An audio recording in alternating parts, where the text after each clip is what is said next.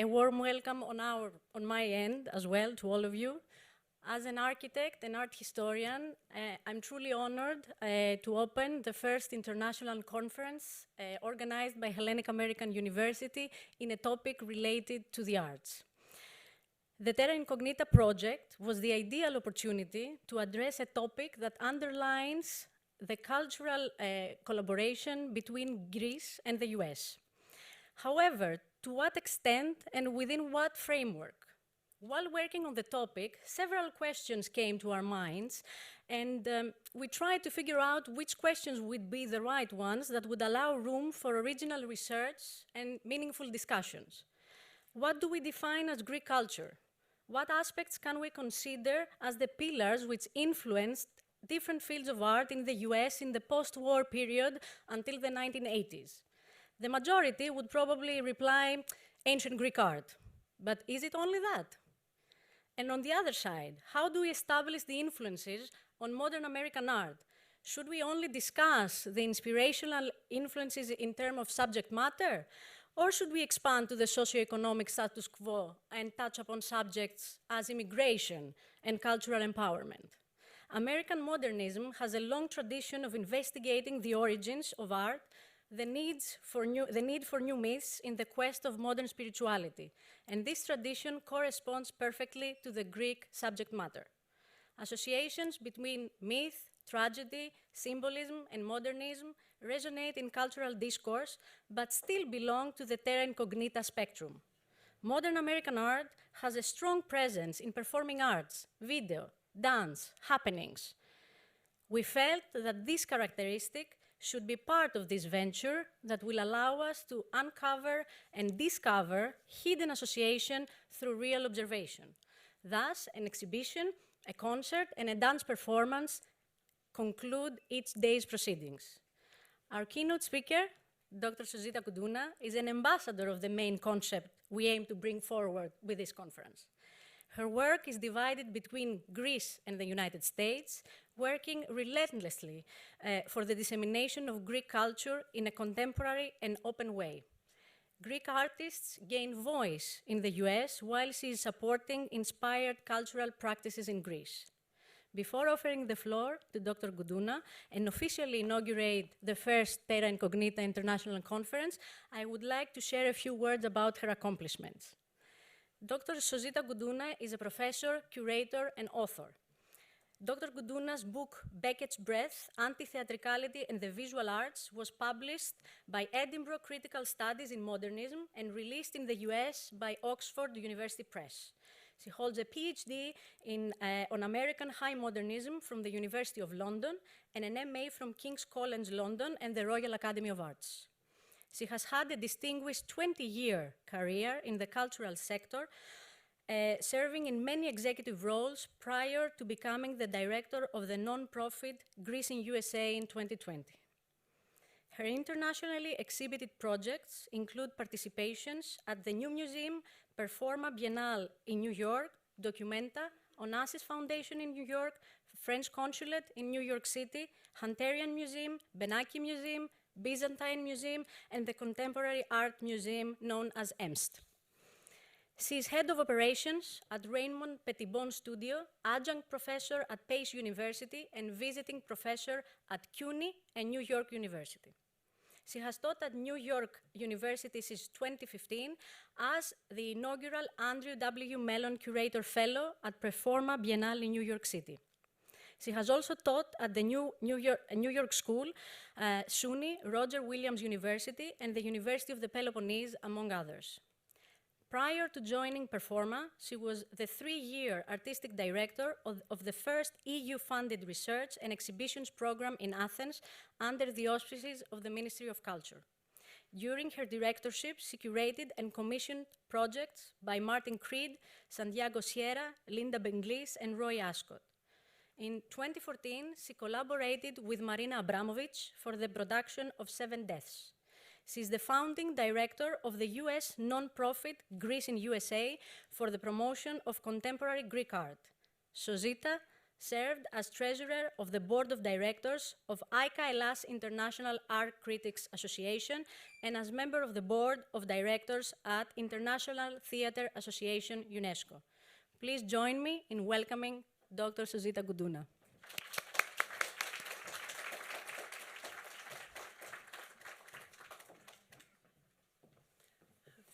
Thank you so much for this generous welcome. I would like to thank the committee, the Hellenic American University and the Hellenic American Union for inviting me at this conference. James Lane, Calliope Koundouri, Barbara Kondilis, Dr. Kolozoumi, and Dr. Karaharliou for the invitation.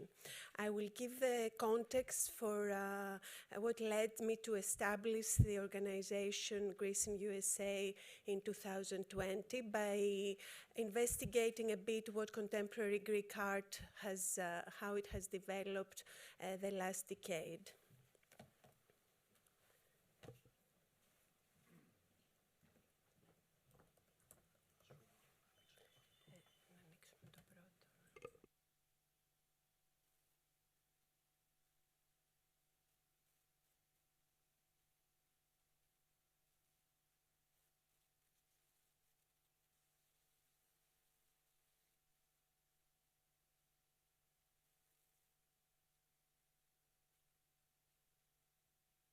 Monument to now, the future is now, absolute now, here and now, momentum at the moment, present tense, are among the terms and exhibition titles that have become predominant in contemporary art's constant pursuit of the new and the current.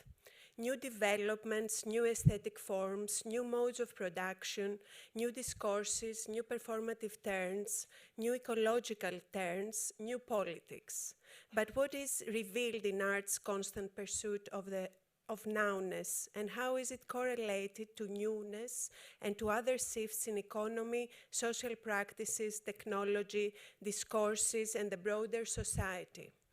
Is artistic practice able to envision new social actions, new forms of community, and a new world to overcome the global problems that beset us? Or is art only able to formulate new utopias of an omnipresent now? Foucault stated in 1967 that we are in the epoch of simultaneity. We are in the epoch of juxtaposition, the epoch of the near and far, of the side by side, of the dispersed. As he stated, we are at the moment, I believe, when our experience of the world is less that of a long life developing through time than that of a network that connects points and intersects with its own skin. At a time of increasing global interconnectivity, and despite Foucault's claim that we are in the epoch of simultaneity, we often discuss about Greece's belatedness with respect to other cultures, or its impact on aesthetic developments, the art market, and the international role of its contemporary art institutions. Greek artists and art professionals often feel that they are in the epoch of juxtaposition with other art centers and art markets in Europe and the globe.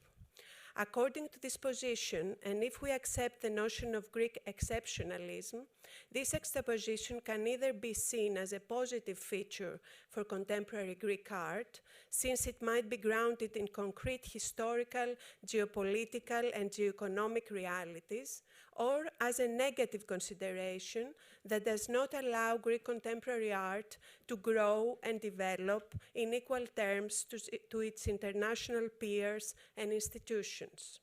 Greek exceptionalism has been questioned in several instances. However, it is important to understand when and how the notion of exceptionalism has worked as a shaping discursive force in Greek culture and society, and especially in Greek contemporary art. The exceptional is a category of interpretation with heuristic value, working on the assumption that what is particular has explanatory force, especially when put into the context or of comparison with what is considered as model, as we can see at the Journal of Greek Media and Culture. If the model that Greek artists and art professionals aspire to is the international art market model, It seems that we have to understand how Greek exceptionalism, if elevated into a paradigm, can help the productive, innovative, and thoughtful promotion of contemporary Greek art, or whether notions of exceptionalism finally limit our self-understanding and the broader implications and identity of contemporary Greek artistic production. Rather than believing in how we will promote contemporary Greek art through an exceptionalism, should we focus on Greek art's contemporary moment as comprised of many overlapping speeds, rhythms, and periods of time? Should we focus on Greek art practices that unfold this multiplicity of time? Or should we approach the Foucauldian epoch of the networks, of the near and far, of the side by side, of the dispersed? As he argued, we are at a moment when our experience of the world is less that of a long life developing through time than that of a network that connects points and intersects with its own skin.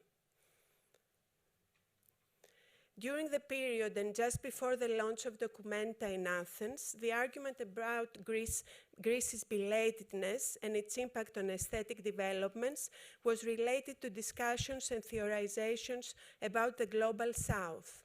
According to Nikos Papasteriadis, the Global South is increasingly interpenetrated by neoliberal and authoritarian regimes, thus the idea of the South as a site of emancipatory resistance and exotic cultural difference has ended. Papasteriadis attempts to offer an alternative route into the cultures of the South by focusing on the shifting forms of the South in contemporary visual arts and by outlining the possibilities of the non-coercive forms of cultural exchange and the cartographies of a cosmopolitanism from below. This perspective on the South is most evident in the stories of embodied solidarity and stand in contrast to the top-down visions of socioeconomic development and cultural homogenization. At the start of this decade, Greece found itself at the forefront of a multifaceted crisis that not only affected lived experience in the country, but was also seen as catalytic for the local art scene and the global art community, since this crisis also threatened the European project as a whole and Europe's cultural unity and diversity. This is the reason that an international exhibition at the forefront of artistic and curatorial experimentation, like Documenta, decided to take place both in Athens and Kassel. The curatorial agenda of Documenta was very focused on notions of the Greek crisis and the Global South, but not so much on the Athenian art scene. Nevertheless, the debate around Documenta's exoticization of Athens somehow triggered an international interest in Athenian contemporary culture. Or was it just the Athenian lifestyle and touristic beauty that charmed the international art crowd? Contemporary artistic activism in Athens seemed to gain ground in terms of its avant-garde qualities, especially given that the international art scene was interested in understanding the Greek crisis through a contemporary art perspective. However, now that we're reflecting from a temporal distance, are we able to define what that new Athenian avant-garde profile consisted of? Was it an artistic movement that was the result of the crisis and that caused an ephemeral counterattack that defended the under-attack social justice, or was it an art settled in its various places, geographical and conceptual, and very specific to those times of crisis? Was it an art in advance of a new Greek contemporary art identity? According to Kostas Douzinas, who was writing from a 2010 crisis perspective, the end or purpose of politics is social justice, and when it loses that end, politics comes to an end. This is where we stand today, the Greeks fight for the survival of politics. In turning from guinea pigs into the vanguard of the counterattack, they will be offering a service to the world as important as that of the invention of democracy. The reinvention of democracy lies on a focal premise that emerges from our recognition of the dimensions of this crisis. Is it impossible to proceed without scrutiny? And because the word crisis derives from the Greek verb krino, it would be helpful to see the potential of the word in the context of a transgressive and transformative krining, namely transgressive judgment. As Stathis Gourgouris also argued, the tradition of transcendental thinking has never offered humanity anything better than the blissful pill of oblivion, while a transgressive, transformative thinking takes one's individual finitude as the point of departure and draws from it the energy to combat whatever forces might risk humanity's irreversible end. Crisis can be seen as the intensification of a pre-existent process or illness and has reached a critical point that can resolve itself in death or that can be cured before reaching the final point. Cultural production can be the vanguard of this counterattack to crisis, provided that it can release political and social forces that could eventually realize the country's potential. The transformative potential of art lies in its resistance to aestheticize and thus depoliticize the significance of the current events.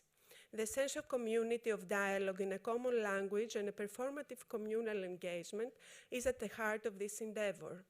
Greece became the experimental laboratory of neoliberal and other economic and political strategies of austerity.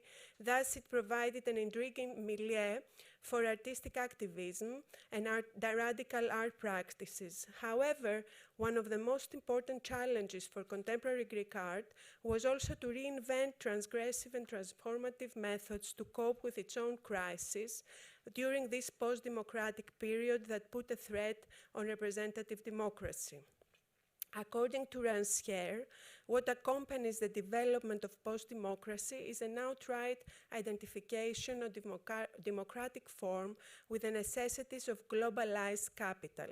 As he argued, from an allegedly defunct Marxism, the supposedly reigning liberalism borrows the theme of objective necessity identified with the constraints and caprices of the world market. Marx once scandalous thesis that governments are simple business agents for international capital is today an obvious fact on which liberals and socialists agree.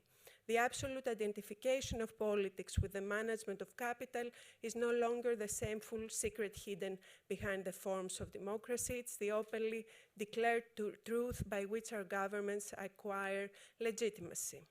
Alternative artistic practice is struggling to deal with the global trends of contemporary art and with the necessities of globalized capital by trying to escape from the vicious dynamic of the art market that often works as a device that enforces real estate investors. However, these alternative practices often fail to develop a significant resistance to the prevailing art market.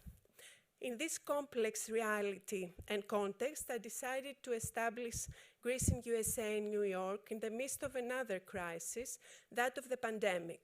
Launched in March 2020 during COVID, the non-profit organization seeks to create a dialogue with the art scene in Greece, bringing a 50-50 cohort of international and Greek artists together with a focus on commissioning works with live elements, whether through the visual arts, choreography, or new media.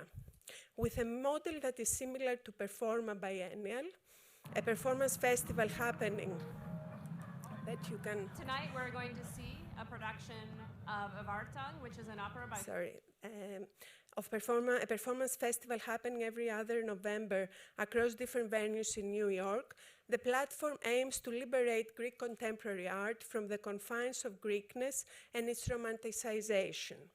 We will see here one of the productions of Performa Biennial with a festival that I'm affiliated in New York and that inspired Greece in USA. It's a festival that tried to reclaim the way New Yorkers experienced the city of New York after 9/11, after the terrorist attacks of 9/11, commissioning projects throughout the city, throughout Manhattan, in a consortium of partners for MoMA, Guggenheim, and Times Square Alliance. And you will see here a performance of Schoenberg's Erwartung, in an attempt to bring opera to the public sphere, to bring a genre that's considered as high art and a high art form to the public sphere. Schoenberg, created by the visual artist Robin Rode for Performa 15, which is the performance art biennial that takes place in New York.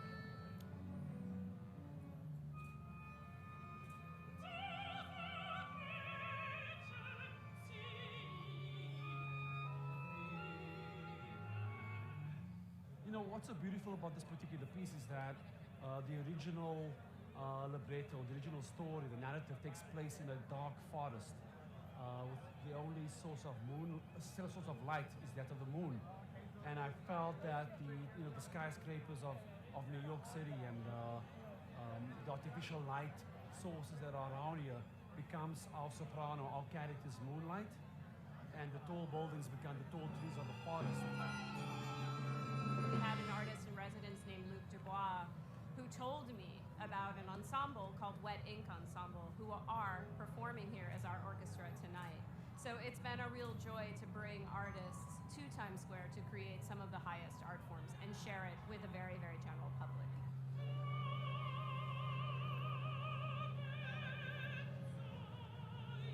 I was really inspired firstly by the notion of lamentation and anguish.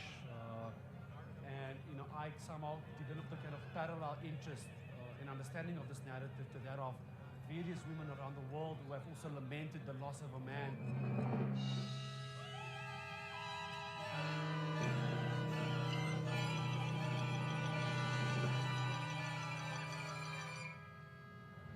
I used to sing this piece, but in concert, so which is completely different. And I never sing this piece really on stage finally. So that was for me this big challenge to do it yet for the first time on stage and on Times Square. I don't think so that most of the people speak German here, but the music is so communicative, so expressive, they understand what is happening. When I arrived in this role 4 years ago, one of the dreams that I had was actually to produce an opera outside in Times Square, amidst all of the action and the chaos and the cacophony. It's public opera. It's opera for people. It's amazing. In fact, I don't think I've enjoyed opera so much.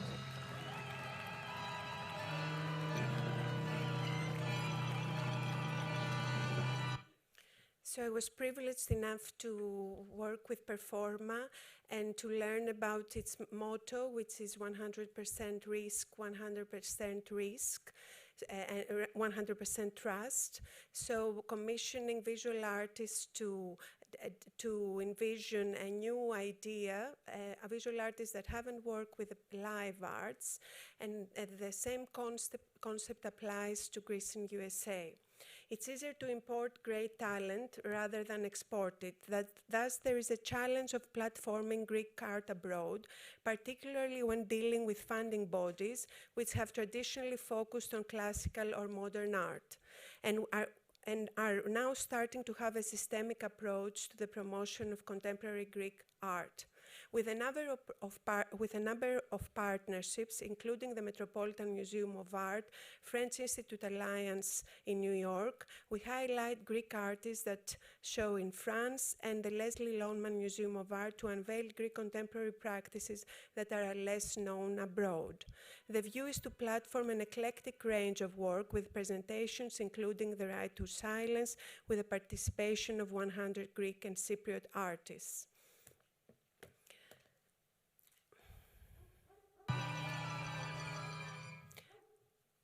This research into liveness has started also by bringing bridges between international artists in Greece. So Greece and USA always focuses on how Greece contemporary art can be presented in Greece, and we always focus on important architectural venues like Exoni, and inviting Maria Hasabi, an artist, a Cypriot artist that has been very active in New York. We created a piece for Exoni, the sculpted theater that we felt was under risk since for many years it was not used.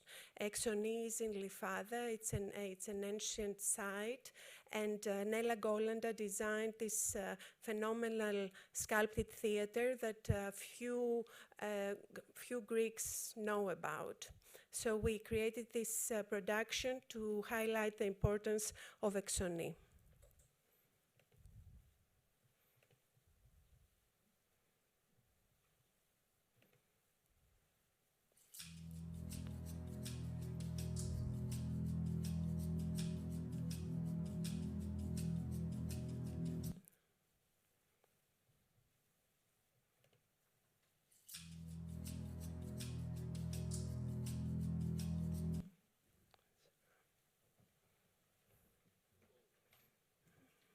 There's a problem.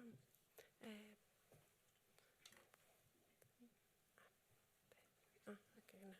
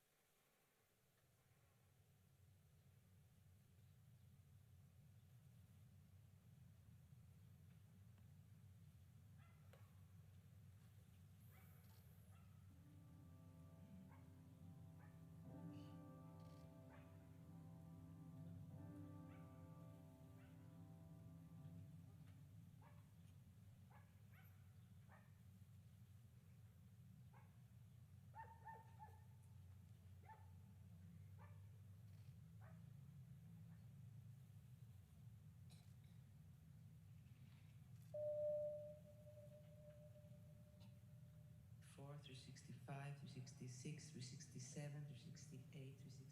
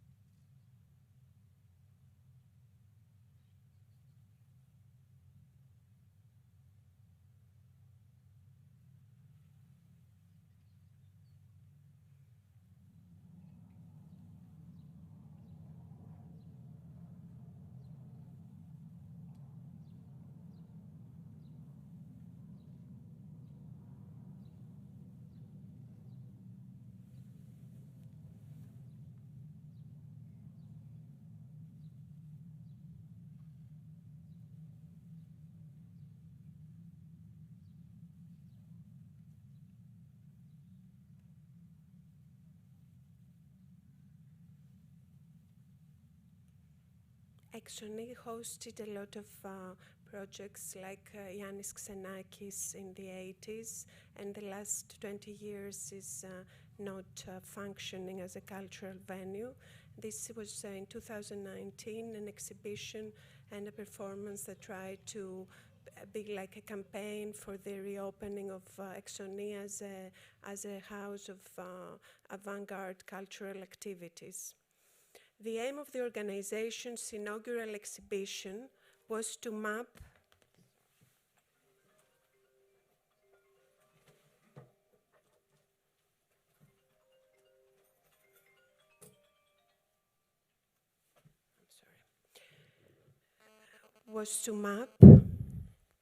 and record the influential Greek scene beyond stereotypes.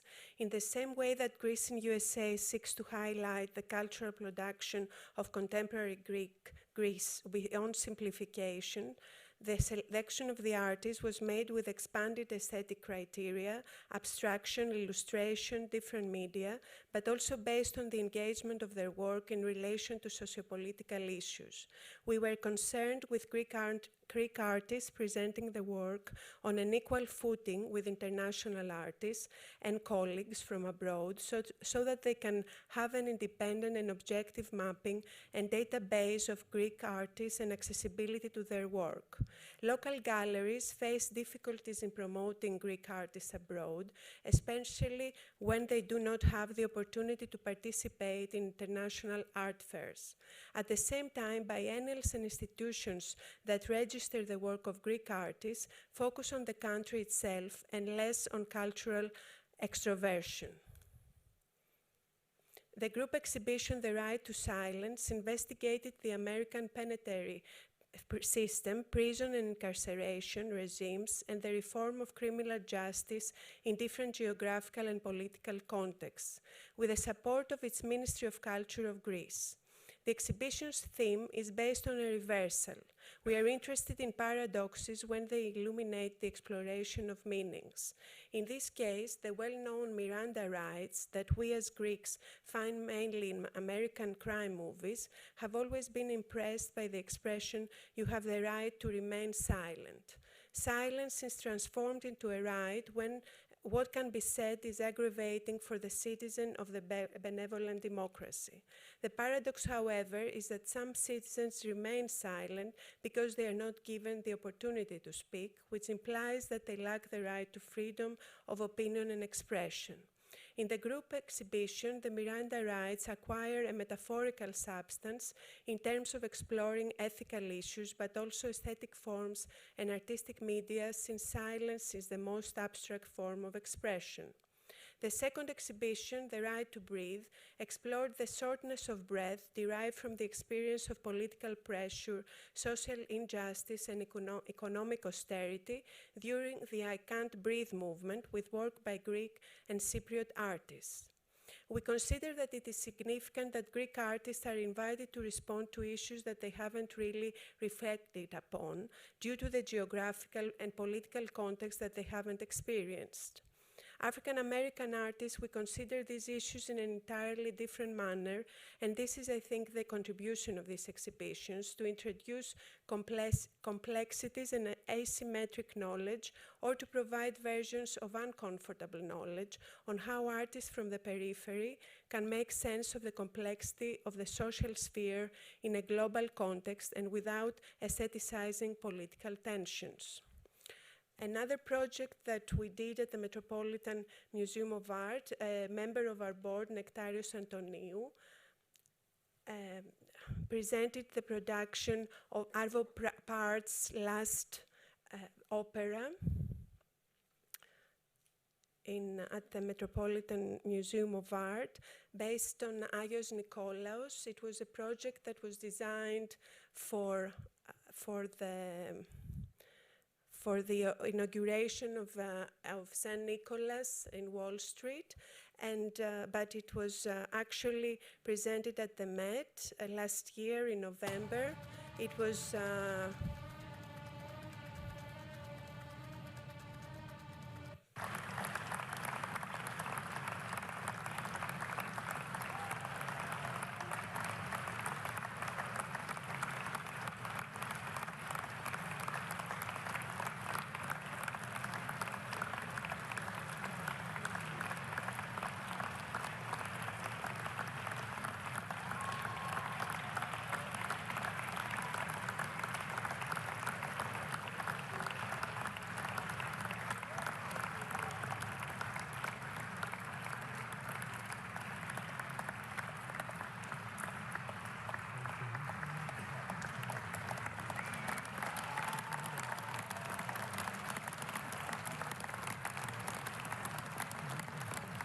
So we're very interested in inviting international artists also to work on Greek ideas and on how they can represent what they feel and interpret as Greekness.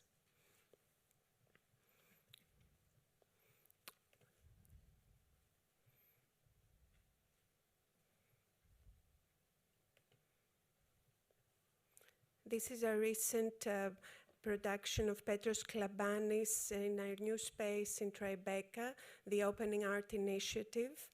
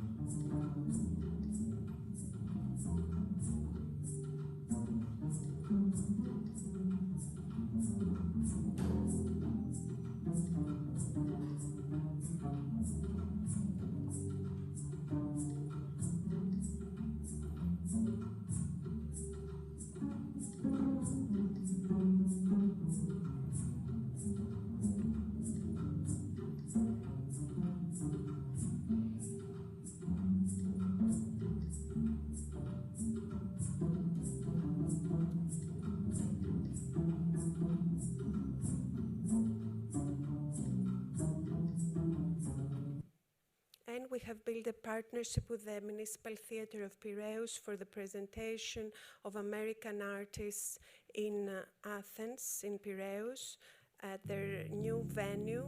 Thus we presented Andres Serrano last year, one of the most important American artists that was very influential in the 80s, especially in the way censorship and art was dealt by the American Committee of Art. This is a very influential artist, and we were like to invite him for the first time in Athens to show his work, Torture.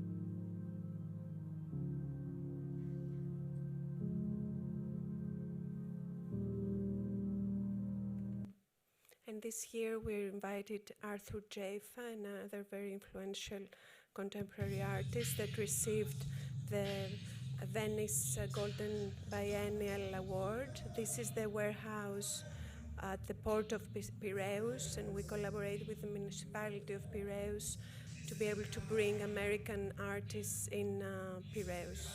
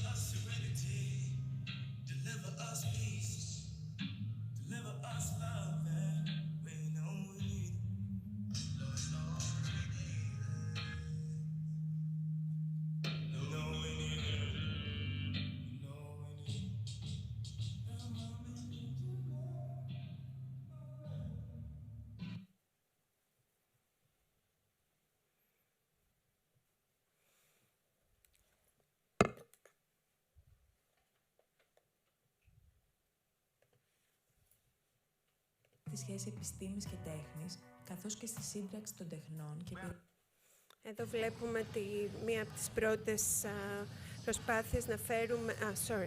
we We are now watching one of the first projects that attempted to bring visual artists with performing artists in 2010 at the Benaki Museum in a total work of art that was based on Raymond Roussel's Locus Solus. This was where the journey of this interdisciplinary research started.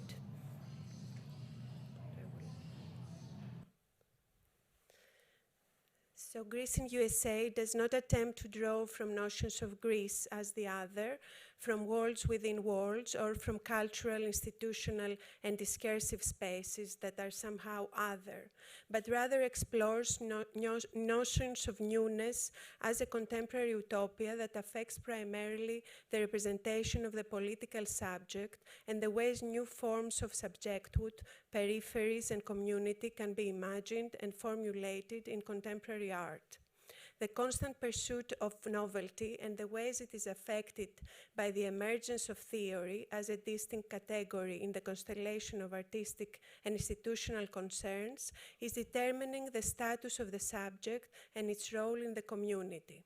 At the same time, the return and resurgence of liveness and ephemerality in contemporary art has received a renewed relevance that can be examined alongside its attendant art historical, political, and social ramifications, in particular in relation to the ongoing importance concerning the live in contemporary artists' work and the engagement with more recent investigations of theatricality and the temporal within curatorial practice. Liveness and the ways artists challenge the medium is related to the constant pursuit of nowness, but also to the future of the arts, and is of primary concern of Greece and USA's commissions by Greek and international artists. Drawing from the assumption that art, with its ability to investigate the present and make meaning from it, can lead to an understanding of wider developments within culture and society, we consider that Greek art will cease to be underrepresented if it holds on the future of liveness and on what its identity of the future will be like. Since, as Franco Berardi claimed, when political thought, practice, and imagination loses hold on the future, it goes into crisis. Thank you very much.